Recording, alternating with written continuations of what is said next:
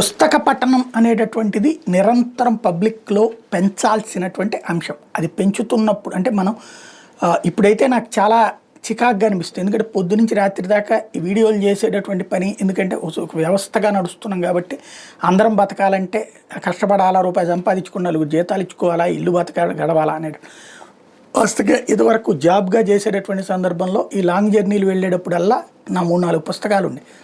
అది సాహిత్యానికి సంబంధించిన పుస్తకాల, డిటెక్టివ్లా, నవల్సా, లేకపోతే సబ్జెక్టుకి సంబంధించిన పుస్తకాలు ఏ ఒక పుస్తకం ఉండేది చేతిలో, చదువుకుంటా వెళ్తే టైం తెలిసేది కాదు. ప్లస్ కొంత అవగాహన అన్ని అంశాల మీద. ఇప్పుడు అంత టైం స్పెండ్ చేసేటటువంటి పరిస్థితి కనిపించట్లేదు. బట్ దాని ఇంపాక్ట్ ఇప్పుడు ఇదే మన పుస్తకాలకు సంబంధించినటువంటి ముద్రణా రంగానికి ఇంపాక్ట్ పడుతున్న నేపథ్యంలో దాన్ని మళ్ళీ పెంచి పోషించేందుకు అస్సాం ప్రభుత్వం ఒక మంచి కాన్సెప్ట్ తీసుకొచ్చింది. అద్దె బత్యం, కరువు బత్యంలో అస్సాం ప్రభుత్వం తమ ఉద్యోగులకు పుస్తక బత్యం ఇవ్వబోతోంది. అయితే ఇది 1 నెల మాత్రమే. ఆ రాష్ట్ర ప్రభుత్వం 2025ని పుస్తకాల సంవత్సరం ప్రకటించింది.